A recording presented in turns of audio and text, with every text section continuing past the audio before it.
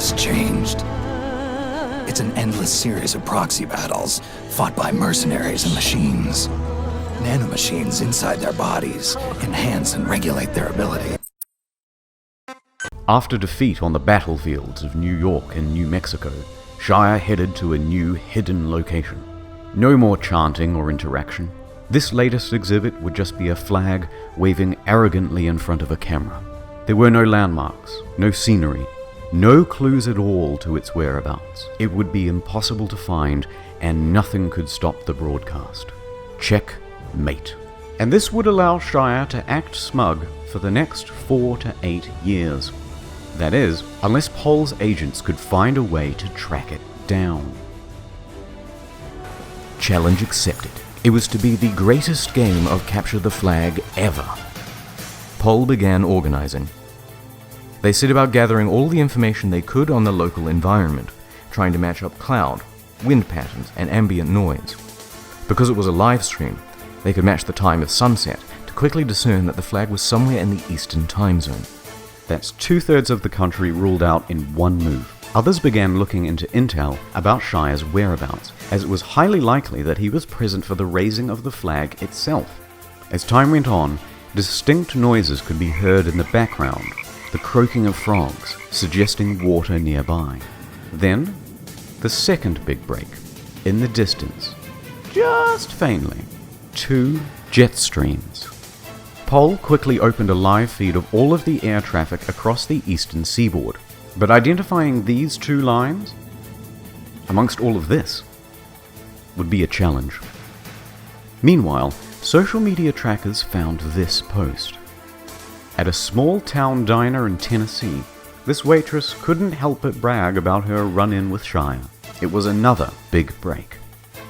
TMZ also reported that Shia had been seen fly fishing in the area. The search was closing in on Greenville, Tennessee.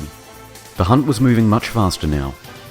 According to the aviation team, 2 more planes would soon be flying overhead. If they could be spotted on the live stream, Pol would have confirmation. Bingo.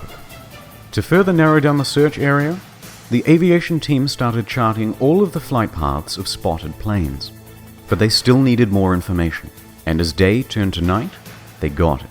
Pol's astronomy division used the constellations to narrow down the angle and rough position of the camera. With this, the flight paths, and some advanced trigonometry, the candidate area had been reduced way down. Further confirmation from weather satellites backed up the claim as an agent was dispatched to the scene. As he drew close, he started honking the horn, while viewers of the live stream gave feedback as it got louder. A few minutes later, target sighted. But he couldn't just head in during broad daylight and risk Shia's wrath. Instead, he had to wait for the cloak of night. In the meanwhile, Pol got to work devising an infiltration strategy. A few hours later, the flag came down, and a MAGA hat and shirt went up. It was a beautiful moment, and it all took place on the live stream.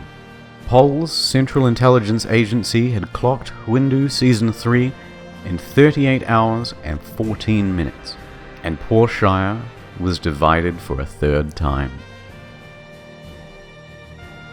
Could he ever recover? Could this be the end? Well, as I was editing this video, there has been an update. The stream has gone down and the MAGA hat and shirt with it, but intel indicates that the flag will be up again soon. A drone was flown over the area, and you can see here that Shia is keeping guard of the flagless pole. In response, Operation Eagle Eye is on standby. The drone carries a sophisticated device. You can see here a MAGA hat, Confederate flag, and bucket. To find out what will happen next, stay tuned for Season 4.